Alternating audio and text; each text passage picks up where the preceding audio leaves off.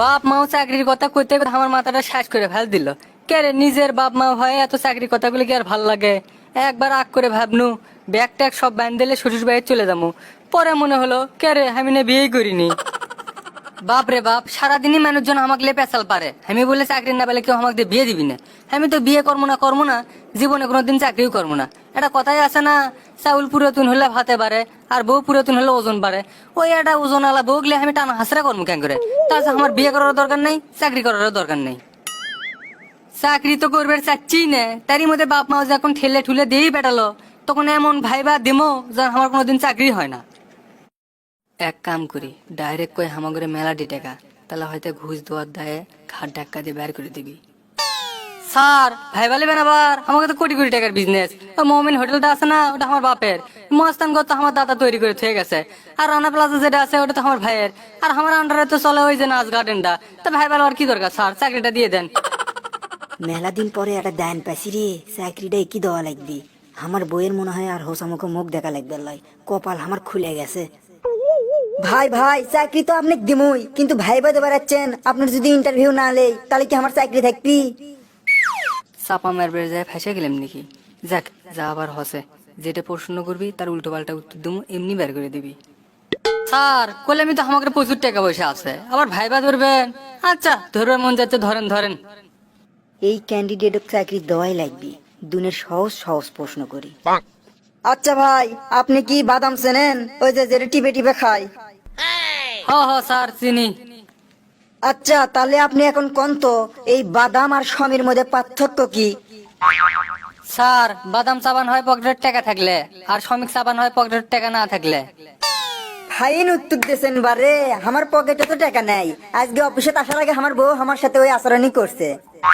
আচ্ছা তাহলে আপনি এখন কোন তো, মনে করেন বগুড়ার থেকে সারেকান্দি একটা ট্রেন যাচ্ছে, এরই মধ্যে গাবতলী রেল লাইনটা কাটা, এখন ওই ট্রেনটা আপনি কেঙ্কা করে আটকাবেন?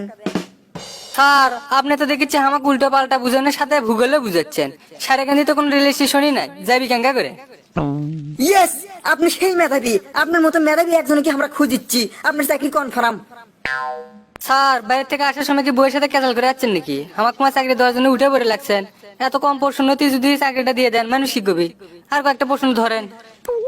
বইয়ের সাথে ক্যাসাল করে আসিনি ভাই, ট্রেনটা তো থামান লাগবি, আপনি কোন যে ট্রেনটা থামাবেন কেঙ্কা করে?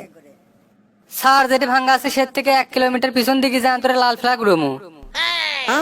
1 কিলোমিটার পিছন দিকে যে লাল ফ্ল্যাগ উড়াবেন? আচ্ছা আপনি যখন ফ্ল্যাগ উড়াবেন সেখন যদি রাত হয় তখন কি করবেন? কি যে উল্টো পাল্টা কথা করছেন স্যার, খারাই করছেন সারেকান্দি রেল স্টেশন, কুটি আবার সারেকান্দি রেল স্টেশন, আবার দিনের থেকে খারাই রাত লেগে গেছেন। আচ্ছা রাতে যদি হয় তাহলে লাল একটা বাল্ব জ্বলামো।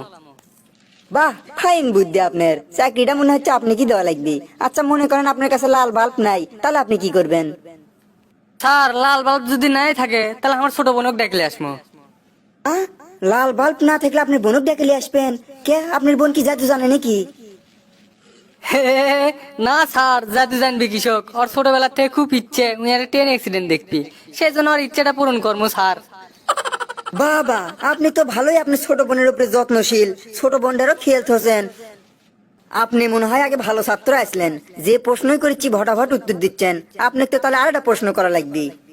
মনে করেন আপনি 20 তলা ফ্ল্যাটের 15 তলাত আছেন, এখন পুরো ফ্ল্যাটে আগুন লাগছে, সগলি ছোটাছুটি করিচ্ছে, তখন আপনি কি করবেন? স্যার আগে 1 তলার থেকে 20 তলা পর্যন্ত চুপি চুপি ঘোরাঘুরি করবো, তারপর আপনি যে কল্পনাটা করবে করছিলেন সেই কল্পনা করা বাদ দেবো। তাহলে আপনি 1 তলা থেকে 20 তলা পর্যন্ত মিশে চুপি চুপি ঘুরবে গেলেন কে? ডাইরেক্ট কল্পনা করা বাদ দিলেই তো হলো হয়নি। আবার ওই বিল্ডিং এরই 20 তলার থেকে একটা মানুষ পড়ার আর হচ্ছে 1 তলার থেকে একটা মানুষ পড়ার মধ্যে পার্থক্য কি সেটা কোন?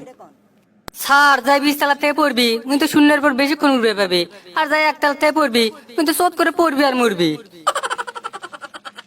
বাবা, চোট করে পড়বি আর মরবি, ফাইন উত্তর দিয়েছেন, ইঙ্গে করে তো আমি কোনোদিন ভেবে দেখিনি। আচ্ছা মনে করেন আপনি লয়া বিয়ে করছেন, লয়া বিয়ে করে বইয়ের সাথে মহাকাশে ঘুরবে গেছেন, ওটি যে এমন কি কাজ আছে সেটা আপনি করবে পাবেন না কোন তো? বিয়ে বিয়ে বিয়ে বিয়ে, বাড়ি তো আমার বিয়ে বিয়ে করে মাথাটা খায়, আর আপনি এটি চাকরির ভাইবাদ বেড়াচ্ছি, আপনিও আমার মাথাটা খাচ্ছেন বিয়ে বিয়ে করে। মহাকাশে যাই কি হবি না, ওটি যে আন্তর গলা ধরিতে পারপাম না। জান আপনার পেশাল শুনে আমার অসহ্য লাগিচ্ছে, আপনি যদি চাকরি দিবার চান তাও আমি চাকরি করবো না। ও ভাই, আপনার হাত পাও ধরেছি ভাই, চাকরিটা করেন ভাই, আমার পেটে লাগতে দিয়েন না ভাই, আপনার এত টাকা পয়সা, চাকরিটা করেন ভাই। এ, স্যার কিসের টাকা পয়সা, কিসের মমিন, কিসের রানা প্লাজা স্যার? গোল ঘর থেকে হুশ পাই না গরুর সাথে।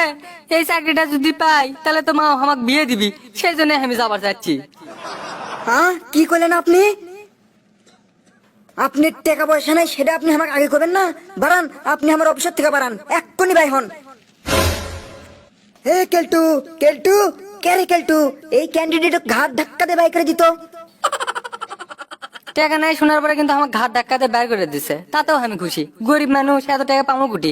টাকাও দেওয়ার পাম না, চাকরিও সেজন্য আমার হবি না।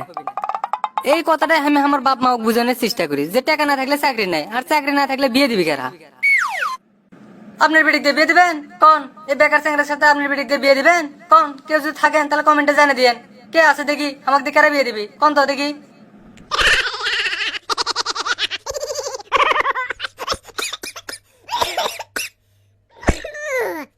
Oi, oi, oi, oi, oi.